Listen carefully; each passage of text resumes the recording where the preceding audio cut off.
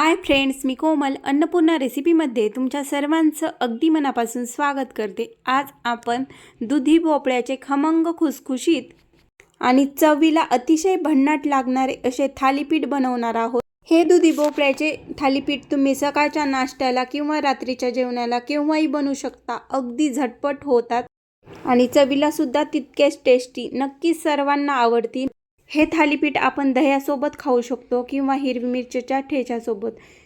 चला तर व्हिडिओला सुरुवात करूया। त्यासाठी रेसिपी संपूर्ण पहा। चॅनलवर नवीन असाल तर चॅनलला सबस्क्राइब करायला विसरू नका। आपल्याला सुरुवातीला थालीपीठसाठी लागणारं वाटण बनवून घ्यायचं आहे। त्यासाठी 10-12 हिरव्या मिरच्या, 1 कुडी लसूण सोलून घेतलाय, 1 चमचा जिरी, 1 चमचा ओवा आणि अर्धा चमचा धने घेतलेत। आपल्याला आता हे सर्व एका मिक्सरच्या भांड्यामध्ये टाकून घ्यायचंय आणि छान असं बारीक करून घ्यायचंय। ह्या वाटणाने थालीपीठाला खूप खमंग आणि मस्त चव येते, त्यामुळे अशा पद्धतीचं वाटण बनवूनच थालीपीठात टाका। आता हे वाटण बनवून घेतले, पाहू शकता एकदम बारीक असं वाटून घेतले आणि ह्या वाटणाचा छान असा खमंग सुगंध सुटलाय। मस्त जिरी आणि ओव्याने छान असा वास येतो।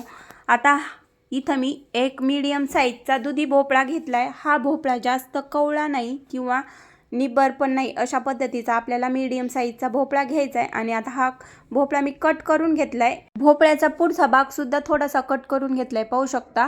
आणि आता भोपळ्याची हलकीशी साल काढून घ्यायची, आपल्याला जास्त नाही काढायची। पाहू शकता अगदी आल्हाद हाताने भोपळ्याची साल काढून घेते। तुम्हाला नसेल काढायची तरी नाही काढली तरी पण काहीच हरकत नाही।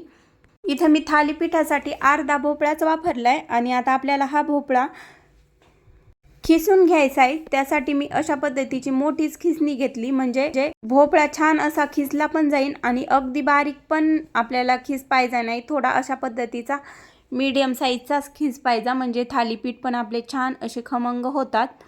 आणि ज्या लोकांना दुधी भोपळा आवडत नाही ते हे दुधी भोपळ्याचे थालीपीठ अगदी आवडीने खातील। नक्कीच बनवून पहा। आणि शिवाय तितकेच पौष्टिक सुद्धा आहेत आणि कोणाला समजणार सुद्धा नाही की हे दुधी भोपळ्याचे थालीपीठ आहेत, इतके चविष्ट होतात। अशा पद्धतीने भोपळा मी खिसून घेतलाय। आता इथं आपल्याला एक ताट घ्यायचंय, त्या ताटामध्ये 1 वाटी गव्हाचं पीठ टाकायचंय। हे पीठ मी चाळून घेतलंय। आता त्याच वाटीने एक साधारण पाऊण वाटी ज्वारीचं पीठ टाकलंय।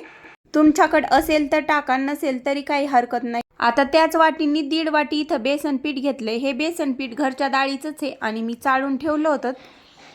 आणि लगेच आपल्याला आता हा खिसून घेतलेला भोपळा टाकून घ्यायचा आहे। भोपळा मी शेवटीच खिशिलाय मिक्स करायच्या वेळेस, त्यामुळे भोपळा जास्त काळा पडत नाही।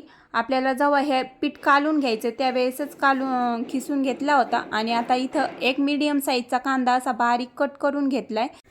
थोडीशी कोथिंबीर पण घेतली। कोथिंबीर आणि कांद्याने ना ह्या थालीपीठाला खूप अशी चव भारी येते, त्यामुळे एक मीडियम साईजचा कांदा आणि कोथिंबीर आवर्जून टाकायची। आता हे जे आपण वाटण बनवून घेतलं होतं ना, ते पण वाटण टाकून घेते।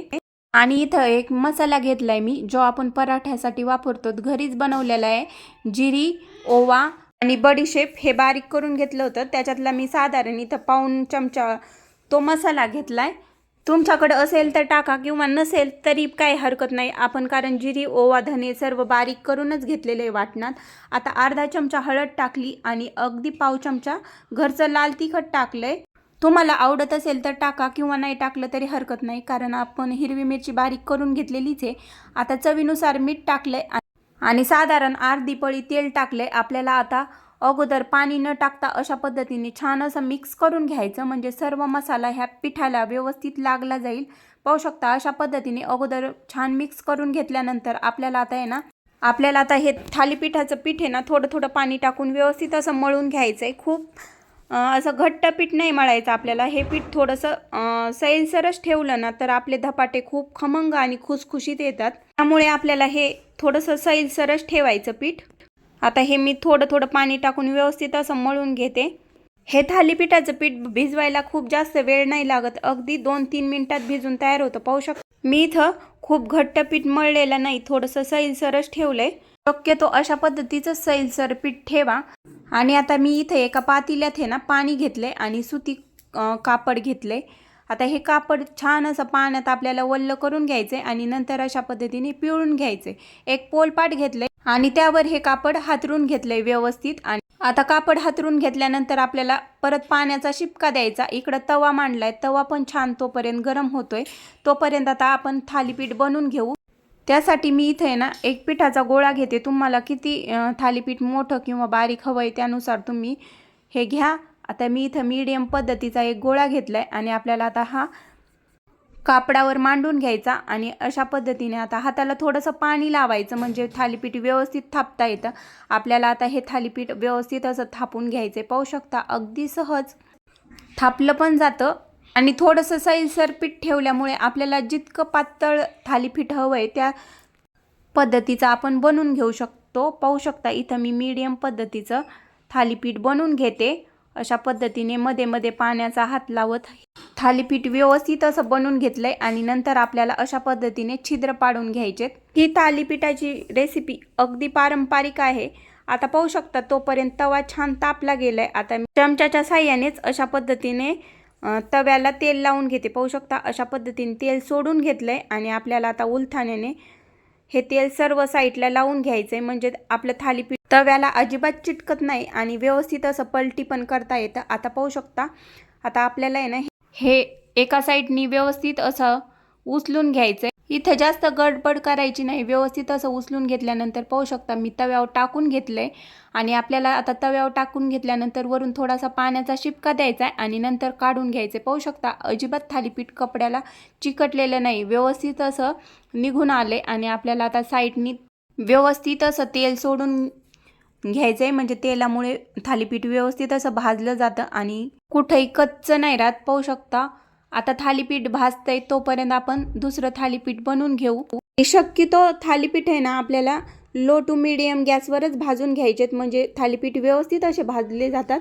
आता पाहू शकता परत मी हा कपडा पोलपटाव मांडलाय आणि वरून थोडासा पाण्याचा शिपका दिलाय आणि अशा पद्धतीने आपल्याला आता एक गोळा घेऊन व्यवस्थित आता पुन्हा थापून घ्यायचा आहे पाण्याचा हात लावून। पाहू शकता अशा पद्धतीने पाण्याचा हात लावीत हे व्यवस्थित असे थापून घेते आणि ही थालीपीठ थापून घेता घेता तव्यावरच्या थालीपीठाला पण लक्ष द्यायचं। पाहू शकता थोडंसं भाजल्यावानी वाटतंय आपल्याला आता व्यवस्थित असं पलटून घ्यायचंय उलथण्याच्या साहाय्याने। अगोदर मी कडा मोकळ्या करून घेतल्यात आणि अगदी सहज उलटलं जातं। पाहू शकता व्यवस्थित असं उलटलंय, कुठं चिकटलं नाही।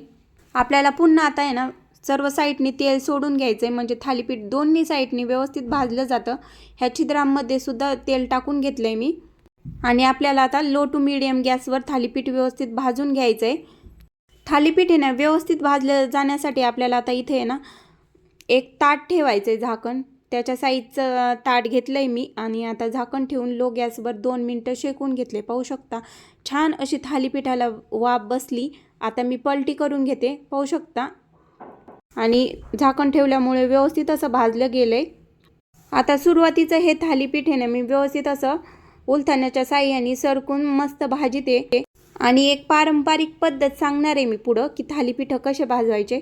आता हे थालीपीठ मी टोपल्यामध्ये काढून घेतलंय आणि अशाच पद्धतीने आपल्याला आता आहे ना राहिलेले थालीपीठ पण बनवून घ्यायचेत। आता ते थालीपीठ बनवून घेतलं होतं ना ते तव्यावर व्यवस्थित टाकलंय, वरून पाण्याचा शिपका मारून घेतलाय मग थालीपीठ कपड्याला चिटकत नाही आणि आपल्याला आता हे ना साधारण 2 मिनिटांनंतर पलटून घ्यायचे। पलटून घेतले आणि आता आपल्याला अगोदरचं जे थालीपीठ होतं ना ते ह्याच्यावर मांडायचं, झाकण ठेवायची काहीच गरज नाही। आता हे थालीपीठ वरून मांडायचं म्हणजे खालचं थालीपीठ पण व्यवस्थित भाजलं जातं आणि त्याच्याच वाफेने पाहू शकता वरचं थालीपीठ सुद्धा छान शेकलं जातं।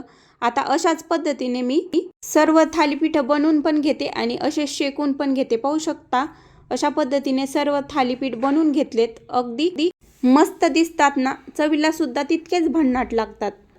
हे थालीपीठ तुम्ही दह्याबरोबर किंवा हिरव्या मिरचीच्या ठेच्याबरोबर किंवा लोणचा बरोबर खाऊ शकता किंवा असे खाल्ले तरी अप्रतिम लागतात। शिवाय मिक्स पिठाचे आणि भोपळ्याचे त्यामुळे पौष्टिक तर आहेत आणि तितकेच खमंग कुरकुरीत आणि चविष्ट। नक्कीच बनवून पहा, कमेंट्स करून सांगा तुम्हाला ही रेसिपी कशी वाटली। आवडली तर लाईक करा, शेअर करा, चॅनलवर नवीन असाल तर चॅनलला सबस्क्राईब करा। पुन्हा भेटूया अशाच मस्त रेसिपी सोबत, तोपर्यंत बाय बाय।